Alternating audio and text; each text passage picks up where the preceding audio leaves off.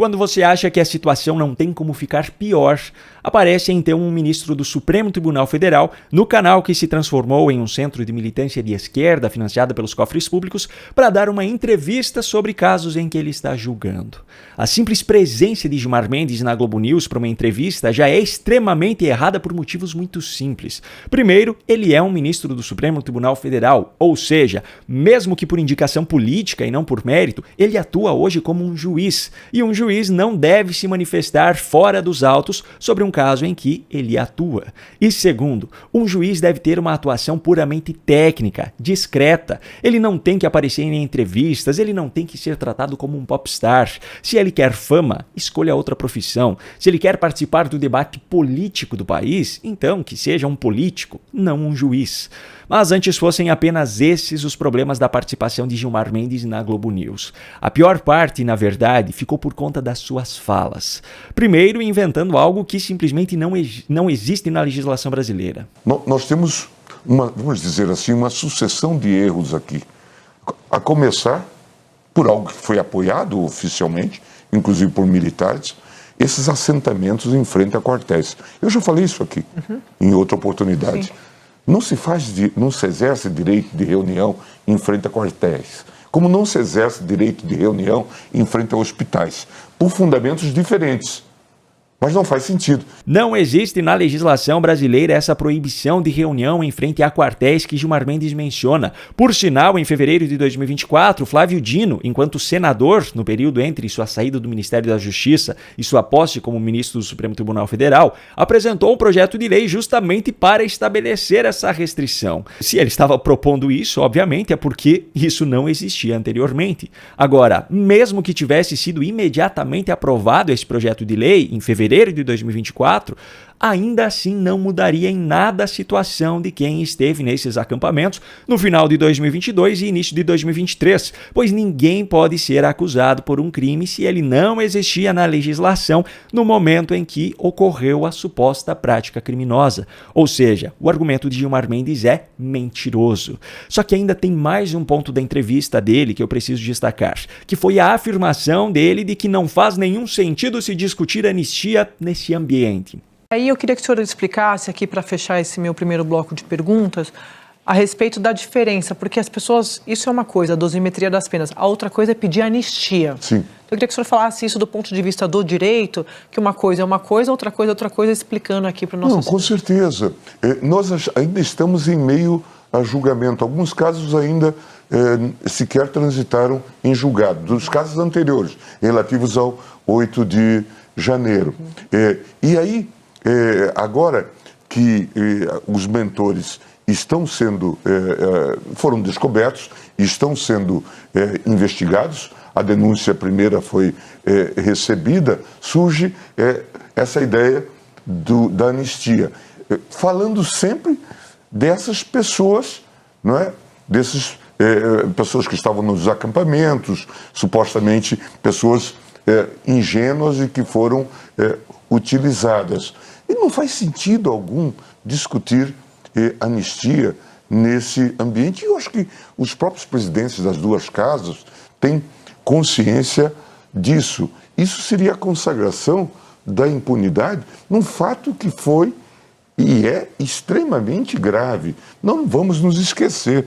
Primeiro, não cabe a Gilmar Mendes, como ministro do Supremo Tribunal Federal, que pertence ao Judiciário, discutir sobre um projeto de lei que tramita no Congresso Nacional, ou seja, no Poder Legislativo. Um juiz não cria e não altera leis, ele apenas julga casos de acordo com a legislação vigente. Agora, o segundo ponto, o cara que argumenta isso agora é o mesmo que protagonizou essas notícias ao longo dos últimos anos. Fevereiro de 2018, Gilmar Mendes manda soltar ex-secretário do Rio investigado na Lava Jato. Maio de 2018, Gilmar Mendes manda soltar Paulo Vieira de Souza, apontado como operador do PSDB. Também em maio de 2018, Gilmar Mendes manda soltar Milton Lira, suposto operador do MDB.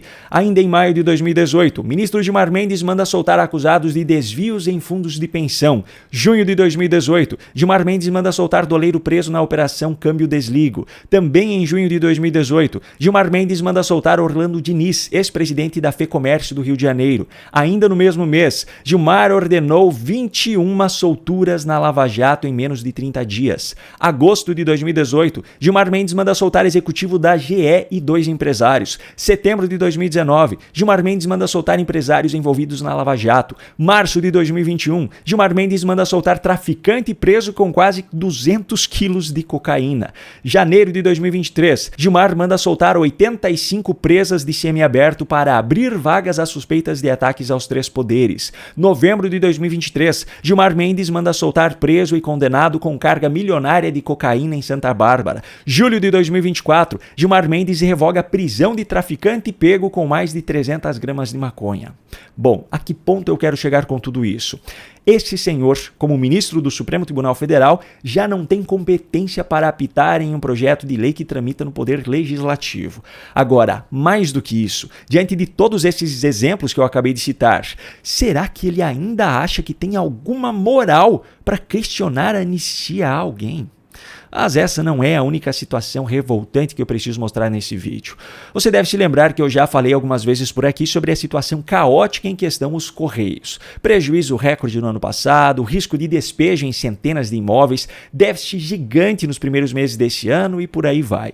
No escândalo mais recente que veio a público, descobrimos que servidores da estatal começaram a ter atendimento negado em hospitais através de seus planos de saúde, mesmo estando com seus pagamentos em dia, porque a direção dos Correios simplesmente está dando um calote que já chega a 400 milhões de reais na empresa responsável por esses planos de saúde. Pois bem, mesmo diante dessa situação completamente absurda, ainda assim a empresa, que hoje é comandada pelo advogado Fabiano Silva dos Santos, do Prerrogativas, indicado por Lula ao cargo, está desembolsando 4 milhões de reais para patrocinar uma turnê do cantor esquerdista Gilberto Gil.